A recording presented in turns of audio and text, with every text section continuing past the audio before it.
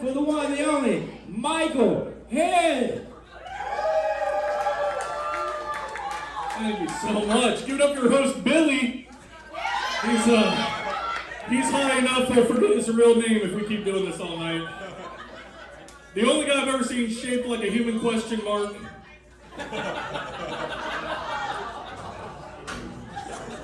He didn't even hear me. See what I'm saying? He's out there, man. Anyways, I don't know about y'all, but I'm trying to be more careful about the type of porn that I watch. Dude, there's some serious stuff out there, and I don't want to desensitize myself, on the off chance I ever do sex for real again someday. Ladies, I'm single.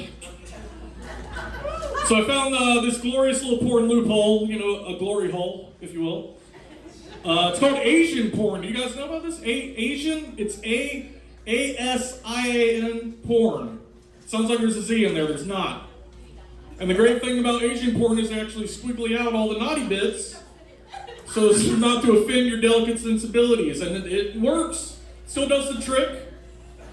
The only downside is you can accidentally catch a fetish if you don't understand the language. So I took some of the words and phrases I picked up on my erotic journeys, put them in the old Google Translate, and turns out I'm into incest, which, it's gross, I know, trust me. I've seen my family, it's gross. And they don't even have the step disclaimer in there. This is the real deal. So now I'm really just out here trying to raise awareness and put subtitles in Asian porn. I know I was never cut out to be a professional athlete, but I like jobs in sports, and the best sports job you could get is in basketball when a player falls down and the guys come out and mop up all the sweat. I could do that. That is in my skill set.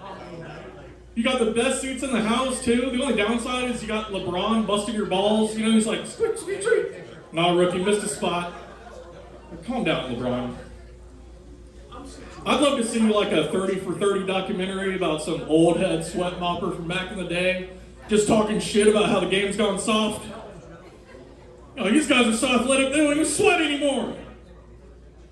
In my day, the stadium didn't even have air conditioning and everybody was smoking cigars. There was a sauna in there. Mops hadn't even been invented yet. I got one towel and a bucket to wring it out in. You don't remember Patrick Ewing standing in a puddle ankle deep every time he shot free throws? If Shaquille O'Neal fell down, this whole sweat tsunami took out the courtside seats.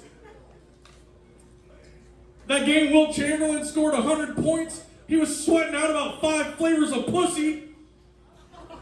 And he must have had a threesome at halftime because it was even stronger. I had to take the shirt off my back to mop up all those pheromones. After the game, my wife took one sniff and filed for divorce. These kids are soft today. Don't even get me started on the WNBA. They don't play hard enough to sweat. This is still him talking. This is in character. It's not my real opinion. And those stadiums get hot too. Girls keep sneaking over and cranking up the thermostat. By the fourth quarter, it's 83 degrees. Caitlin Clark's still like, oh my God, it's freezing in here, you guys. They should really let us play in hoodies. I support women's sports.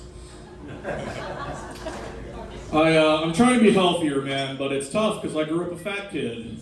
But at least I get to blame my parents for that. Like I grew up in the South, and my dad was in charge of making the sweet tea. And he put so much sugar in the tea, it was actually crunchy still a little bit. Like, you had to chew a fluid. And my mom used to make us a snack called buttery, buttery toast. You guys can probably guess the recipe on that one. It was passed down since the Great Depression. Bless her heart, she even buttered the crust. I never had a chance, so. But it's tough. I had a real health scare recently, I was diagnosed as airplane fat. Yeah, airplane fat. That's apparently when you weigh enough to affect the aerodynamics of a 737, there I was boarding a plane, minding my own business. And the flight attendant asked me if I wouldn't mind changing seats to the other side of the aisle. I guess if there's too much weight on one side, the plane will just do barrel rolls the whole way. I don't know.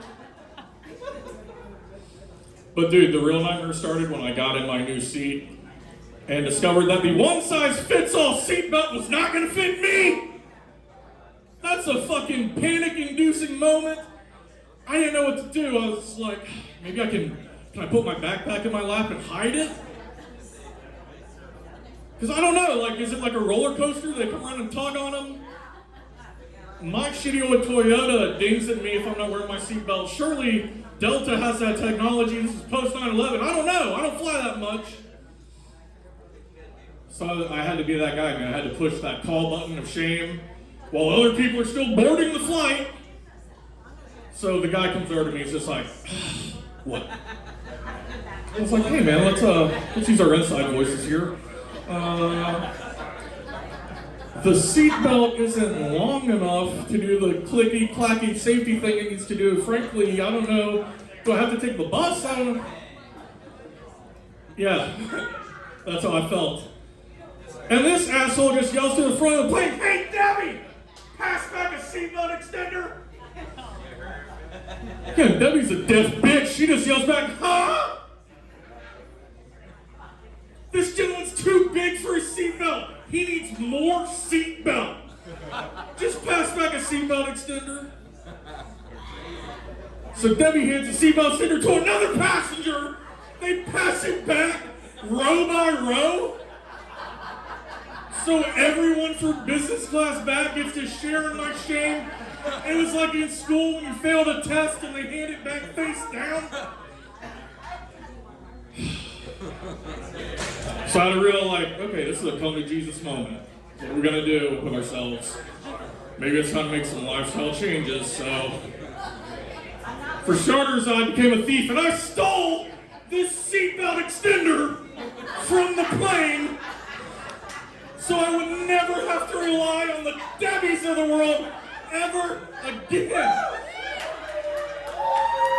You guys are a ton of fun, man. Thanks so much for coming out. Where's old Jimmy Bob, the host, at? Get your ass up here. Thanks, guys. Yo, give it up for Michael Head, everybody.